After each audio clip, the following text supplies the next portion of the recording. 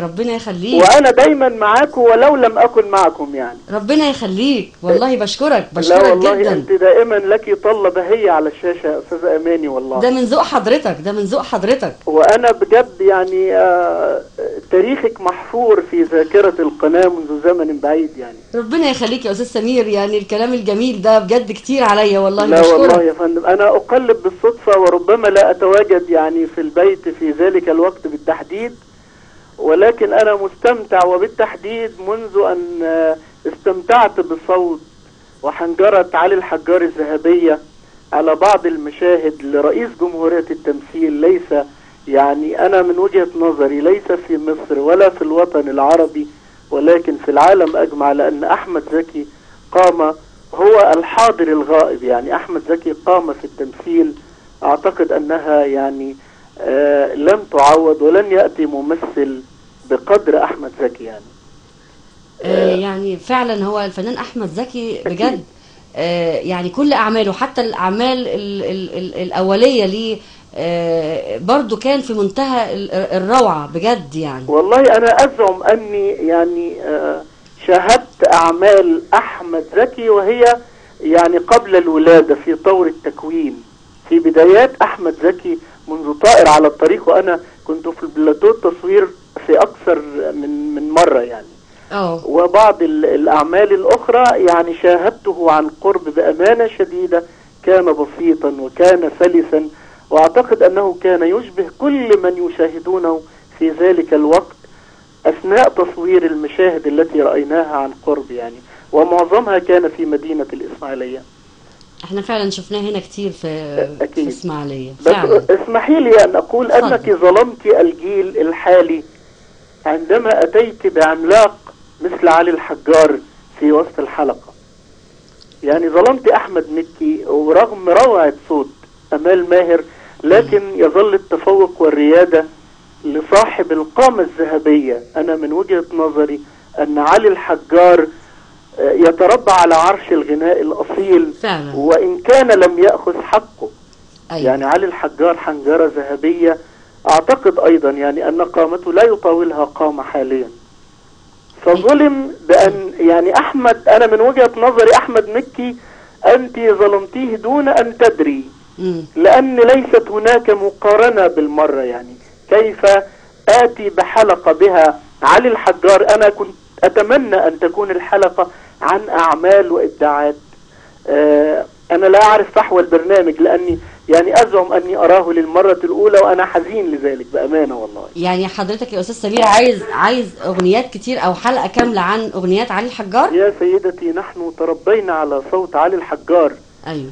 حتى التترات، أعتقد فعلا. أن البيوت المصرية تحفظ تترات المسلسلات التي أبدعها بصوت فعلا. علي الحجار بأمانة شديدة. نوعدك يا أستاذ سمير إن شاء الله إن احنا يعني نقدم حلقة كاملة لأعمال الفنان الكبير علي الحجار. والله يا سيدتي كل ما تقدمونه جميلا، وبالتحديد حضرتك، ولكن أنا أتمنى بأمانة شديدة أن يعني نترك أو نجعل مساحة للفن الصادق، للفن الأصيل. وكفانا أن هناك مطرب لكل مواطن الآن يعني للأسف الشديد. يعني مصر ولادة ولكن ليست بهذه الطريقة يعني. أيوه. بأمانة شديدة نحن يعني نسعى لأن نؤصل الغناء الأصيل. فأنا أتمنى أن تكون هناك مساحات في تلفزيون القناة لهؤلاء الأصوات الذين أشجونا وأمتعونا على مر السنوات الماضية يعني. طيب احنا برضو مش هتكون معانا يعني حضرتك على الهوا، ودي فرصة الكاتب والصحفي الكبير وأيضا الشاعر، من غير ما تقول لنا أي حاجة من إبداعاتك الجميلة. والله نحن نتحدث في الحب، وكفانا ما نعانيه الآن مما يحدث في الوطن. اسمحي لي يعني أن أقول يعني قصيدة ولن أطيل على الناس يعني. اتفضل حضرتك. أعرف أن وقت حضرتك ثمين. لا مهم ان احنا يعني نسمع الكلام الجميل اللي انت حضرتك هتقوله دلوقتي. تسلم يا فندم، شكرا. اتفضل.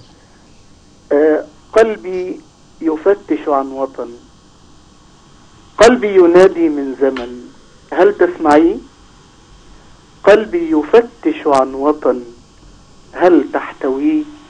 قولي أحبك مرة كي أستعيد براءتي، كي أسترد تفاؤلي المسلوب في عصر سفيه.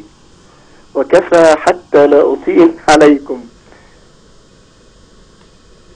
يعني كلام جاي في وقته والله يا استاذ سمير. والله أنا كنت هقول والله في وقته. قصيدة وطنية، ولكن تعب الناس في وطني مما يحدث الآن يا أستاذ أماني. والله يعني أنا كنت هرد على حضرتك عندما طلبت أن أقول شعرا وأقول: الشعب العربي صار فك قيود الحصار، كان ساكت طول حياته، نطق جاب النهار.